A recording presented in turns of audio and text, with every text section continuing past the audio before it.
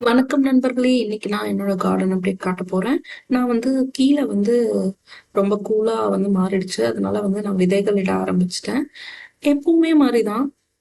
மணல நல்லா பள்ளம் எடுத்துட்டு, அதுல வெஜிடபிள் வேஸ்ட் நல்லா ஒரு 60 டூ 65 டேஸ் மக்க வச்சு அத ஆட் பண்ணி சாயில ப்ரிப்பேர் பண்ணிட்டேன். ப்ரிப்பேர் பண்ணதுக்கப்புறம் விதைகள் நடுறேன். என்னென்ன விதைகள் நடுறேன்னா, புளிச்ச கீரை, அப்புறம் வெண்டைக்கா, பாவக்கா, சொரக்கா அண்ட் பீர்க்கங்கா விதை மேல வரல. அதனால அது நடல. அண்ட் சம் கீரை விதைகள் ஆல்ரெடி விழுந்தது முளைக்கும். அதனால நான் இங்க எந்த கீரை விதையும் நடல. ஒரு புளிச்ச கீரை மட்டும் தான் நட்டேன். அண்ட் அவரைக்காய் விதைகள் நட்டேன். எல்லா விதைகளும் நார்மலா எப்பவும் மாரிதான். கொஞ்சம் மண்ணை பள்ளம் எடுத்துட்டு அதுல விதைகள் போட்டு மூடியாச்சு. விதைகள் குட்டியா இருக்கிற விதைகள் 3ல இருந்து 5 நாளுக்குள்ள முளைச்சு வந்துரும். கொஞ்சம் பெருசா இருக்கிற விதைகள் ஒரு வாரத்துல இருந்து 10 நாள் எடுக்கும்.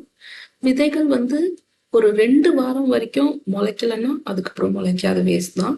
நீங்க வேற ஃப்ரெஷ் விதைகள் வாங்கி நட்டுக்கலாம். ஒரு 2 வீக்ஸ்ல இருந்து 3 வீக்ஸ் வரைக்கும் நோட்டீஸ் பண்ணணும்.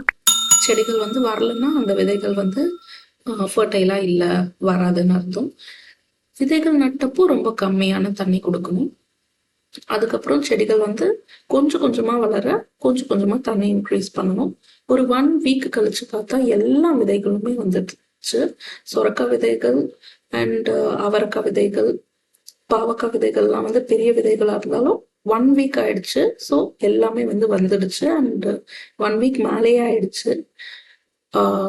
நியர்லி 10-15 டேஸ் ஆயிடுச்சு. நல்லா வந்துடுச்சு. அதுக்கப்புறம் ஒரு 10 டேஸ் கழிச்சு பார்த்தா இன்னும் பெருசா நல்லா வளர்ந்து வந்துடுச்சு. எல்லா விதைகளுமே பாருங்க, சுரக்காய் விதை, அதுக்கப்புறம் பாவக்காய் விதை அண்ட் புளிச்சக்கீரை விதைகள் எல்லாமே, அண்ட் வெண்டை விதை, அதோட சேர்ந்து அவரை விதை எல்லாமே முளைச்சு வந்துடுச்சு. அண்ட் மத்த கீரைகள், மணத்தக்காளி, சிறுகீரை, பருப்பு கீரை இதெல்லாம் ஆல்ரெடி விழுந்த விதைகள். அதுவும் நல்லா வளர்ந்து வந்துடுச்சு.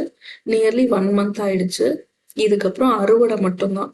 கீரை ஃபுல்லா கொஞ்சம் கொஞ்சமா கொஞ்சம் கொஞ்சமா அறுவடை பண்ணிக்க வேண்டியதுதான். ஏன்னா எங்கா இருக்கும்போது கீரை பறிச்சோம்னா அது ரொம்ப டேஸ்டா இருக்கும்.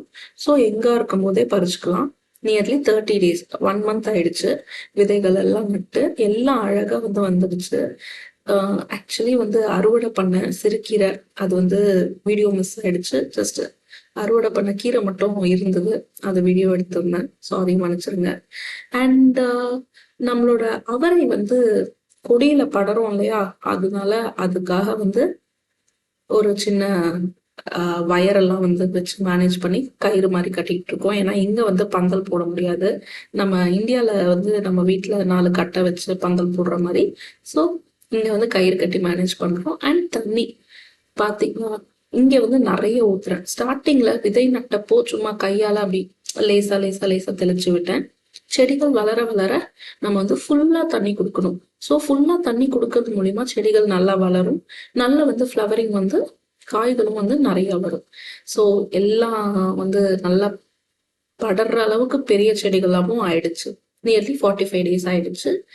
அண்ட் விதைகள் முளைக்கலன்னா நீங்க ஒரு 2 வீக்ஸ் 2.5 வீக்ஸ் கழிச்சு மறுபடியும் விதைகள் விடலாம். ஃப்ரெஷ்ஷா வாங்கிட்டு விடலாம்.